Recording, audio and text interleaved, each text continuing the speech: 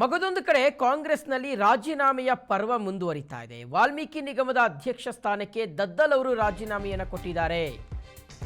ಸಚಿವ ಸ್ಥಾನ ಸಿಗದಿದ್ದಕ್ಕೆ ಬಸನಗೌಡ ದದ್ದಲ್ ಅವರು ರಾಜೀನಾಮೆಯನ್ನು ಹೊರಹಾಕಿದ್ದಾರೆ. ವಾಲ್ಮೀಕಿ ನಿಗಮದ ಅಧ್ಯಕ್ಷ ಸ್ಥಾನಕ್ಕೆ ಬಸನಗೌಡ ದದ್ದಲ್ ಅವರು ರಿಸೈನ್ ಮಾಡಿದ್ದಾರೆ. ರಾಯಚೂರು ಗ್ರಾಮೀಣ ಶಾಸಕರು ಬಸನಗೌಡ ದದ್ದಲ್ ಅವರು ರಾಯಚೂರು ಯಾದಗಿರಿ ಜಿಲ್ಲೆಗೆ ಸಚಿವ ಸ್ಥಾನ ಸಿಕ್ಕಿಲ್ಲ, ಸಚಿವ ಸ್ಥಾನ ಸಿಗದಿದ್ದಕ್ಕೆ ರಾಜೀನಾಮೆಯನ್ನು ಕೊಟ್ಟಿದ್ದಾರೆ ಅಂತೆ ಬಸನಗೌಡ ದದ್ದಲ್ ಅವರು. ಬಸನಗೌಡ ದದ್ದಲ್ ಅವರು ಈಗ ತಮ್ಮ ಶಾಸಕ ಸ್ಥಾನಕ್ಕೆ ಇದಕ್ಕೆ ಯಾವುದಕ್ಕೆ ವಾಲ್ಮೀಕಿ ಅಭಿವೃದ್ಧಿ ನಿಗಮದ ಅಧ್ಯಕ್ಷ ಸ್ಥಾನಕ್ಕೆ ರಾಜೀನಾಮೆ ಕೊಟ್ಟಿದ್ದಾರೆ.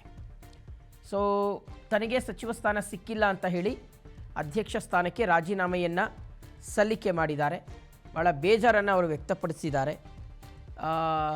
ಬಹಳ ಹಿಂದುಳಿದಿರ್ತಕ್ಕಂಥ ಜಿಲ್ಲೆಗಳಿಗೆ ಪ್ರಾತಿನಿಧ್ಯ ಸಿಕ್ಕಿಲ್ಲ. ರಾಯಚೂರು ಮತ್ತು ಯಾದಗಿರಿ ಜಿಲ್ಲೆ ಹಿಂದುಳಿದಿರ್ತಕ್ಕಂಥ ಜಿಲ್ಲೆ, ಆದರೆ ಈ ಜಿಲ್ಲೆಗೆ ಪ್ರಾತಿನಿಧ್ಯವನ್ನೇ ಕೊಟ್ಟಿಲ್ಲ ಸಂಪುಟದಲ್ಲಿ ಅಂತ ನೋವನ್ನು ಹೊರಹಾಕಿದ್ದಾರೆ.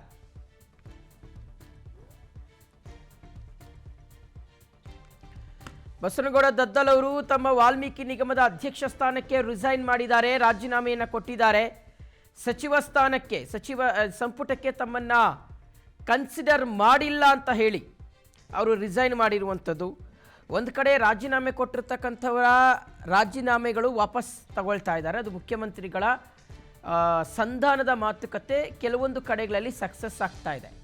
ಮಗದೊಂದಿಷ್ಟು ಕಡೆಗಳಲ್ಲಿ ಅದು ವರ್ಕೌಟ್ ಆಗ್ತಾ ಇಲ್ಲ. ಇನ್ಫ್ಯಾಕ್ಟ್ ಮುಖ್ಯಮಂತ್ರಿಗಳು ಬಹಳ ಹೇಳಿದ್ದಾರೆ, ಸೀರಿಯಸ್ ಆಗಿ ಹೇಳಿದ್ದಾರೆ,